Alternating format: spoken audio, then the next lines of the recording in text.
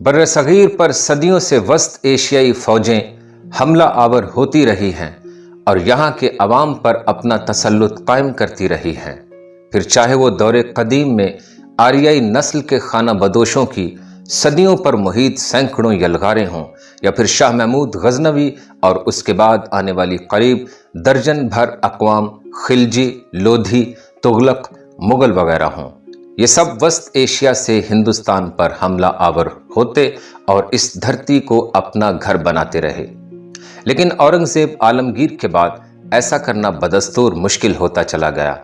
औरंगजेब की वफात के बाद बंदा सिंह बहादुर ने मुग़ल सल्तनत से आज़ादी का ऐलान कर दिया और मुसलसल 6 साल तक उसके साथ बरसरे पैकार रहा। जब तक जिंदा रहा उसने मुग़लों की नाक में दम किए रखा। 1716 में उसको मुग़लों के हाथों शिकस्त हुई और उसे दिल्ली ले जाकर साथियों समेत कत्ल कर दिया गया। लेकिन इससे मुग़ल सल्तनत की ताकत में कोई इजाफा न हुआ, ये कमज़ोर ही होती चली गई। दूसरी तरफ हिंदुस्तान के मुख्तलिफ इलाकों में दीगर ताकतवर गिरोहों ने सर उठाना शुरू कर दिया। औरंगजेब और उसके बाद आने वाले दीगर तमाम मुग़ल बादशाहों के अदवार में पंजाब में मुख्तलिफ सिख गिरोह बतदरीज ताकतवर होते चले गए। नादिर शाह और फिर अहमद शाह अब्दाली के दिल्ली पर हमले दरअसल मुग़लों के गुरूब होते सूरज ही की निशानियां थे। 1757 की जंगे पलासी के बाद अगले 10 साल तक अहमद शाह अब्दाली ने मुतअद्दिद मौके पर पंजाब पर हमले किए और इसके सामने हर बार सिख खालसा दल चट्टान बनकर खड़ा रहा। अहमद शाह दुरानी के बाद उसके बेटे तैमूर ज़मान ने भी पंजाब पर हमले जारी रखे, लेकिन इन हमलों में दल खालसा की शदीद मज़ाहमत ने अफ़गान सल्तनत को इस हद तक कमज़ोर कर दिया कि ये आने वाले बरसों में खुद ही खाना जंगी का शिकार हो गई। तैमूर शाह दुरानी के बेटों के दरमियान खाना जंगी और इसके वारिस ज़मान शाह के ताकतवर बारकज़ई कबीले के 1801 में इक़्तिदार से दुश्मनी ने बिल आखिर इसको अलहदा होने पर मजबूर कर दिया। उसकी जगह महमूद शाह दुर्रानी ने ले ली, लेकिन इससे सिर्फ 2 साल कबल 1799 में 19 साला रंजीत सिंह को पंजाब में अपना गवर्नर मुकर्रर कर चुका था।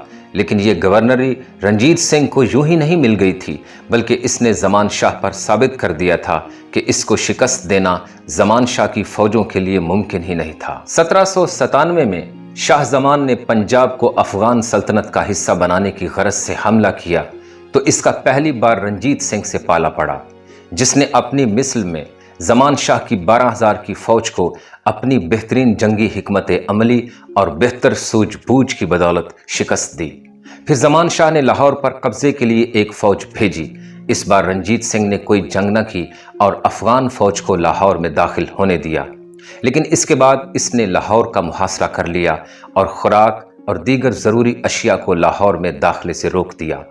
अफ़गान फ़ौज खुद को मुहासरे में पाकर यहाँ से वापसी की राह लेते ही बनी। रंजीत सिंह ने इस फौज को वापस जाने से नहीं रोका। रंजीत सिंह ने लाहौर के भंगी सिखों को शिकस्त देकर लाहौर पर कब्जा कर लिया। शाह ज़मान ने इसको पंजाब में अपना गवर्नर करार देकर खुद को तसल्ली दी। 1801 में ज़मान शाह के काबुल में इक़्तिदार के खात्मे के मौका पर रंजीत सिंह ने खुद को पंजाब का महाराजा करार दे दिया। अगले ही बरस इसने सिखों के मुकद्दस शहर अमृतसर पर भी कब्जा कर लिया। इसी रंजीत सिंह ने बिल आखिर तमाम छोटे छोटे सिख कबाइल को इकट्ठा किया, जहां जंग लड़ना पड़ी उनको शिकस्त दी। कसूर के अफ़गान हुक्मरान गुज़िश्ता कई दहाइयों से अफ़गानों के पंजाब और हिंदुस्तान पर हमलों में अफ़गानों का साथ देते आए थे 1807 में रंजीत सिंह ने कसूर को भी शदीद लड़ाई के बाद फतह कर लिया। तारीखी एतबार से अफगानों के लिए पंजाब में दाखिले के लिए दो ही रास्ते रहे थे। जब तक कंधार अफगान हुकूमतों का मरकज़ रहा, हिंदुस्तान में दाखिले के लिए मुल्तान का रास्ता ही इस्तेमाल किया जाता रहा। बाद अज़ां काबुल अफगानिस्तान का सियासी मरकज़ बना और दिल्ली हिंदुस्तान का। मुल्तान की अहमियत बतदरीज कम होती चली गई, क्योंकि दिल्ली का रास्ता लाहौर से होकर जाता था, मगर मुल्तान पंजाब का दूसरा अहम तरीन शहर ज़रूर था। 1818 में रंजीत सिंह ने इसे भी फतह कर लिया और पंजाब का पहला बिला शिरकत गैर हुक्मरान बना।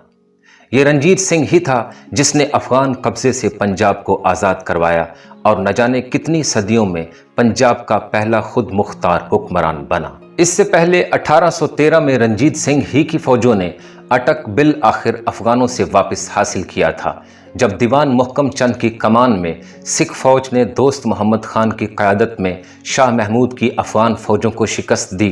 याद रहे कि बाद अज़ां यही दोस्त मोहम्मद खान अफगानिस्तान का बादशाह भी बना। अगले ही बरस रंजीत सिंह की फौजों ने कश्मीर पर भी कब्जा कर लिया था।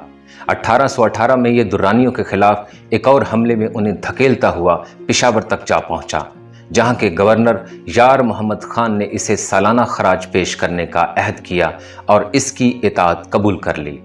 1822 में पेशावर पर एक बार फिर अफगानों ने कब्जा कर लिया, लेकिन रंजीत सिंह की फौजों ने अगले ही बरस उनको फैसलाकुन शिकस्त देकर वादी पेशावर को अपनी रियासत का मुस्तकिल हिस्सा बना लिया। अंग्रेज़ों की अफगानों के साथ मुतअद्दिद जंगें इसके बाद हुईं। इब्तदाई फतूहात के बाद हमेशा ही इसको हजीमत के साथ अफगानिस्तान से निकलना पड़ता, लेकिन रंजीत सिंह की 1839 में मौत के बाद भी अफगान पेशावर को कभी अफगान सल्तनत का हिस्सा नहीं बना सके।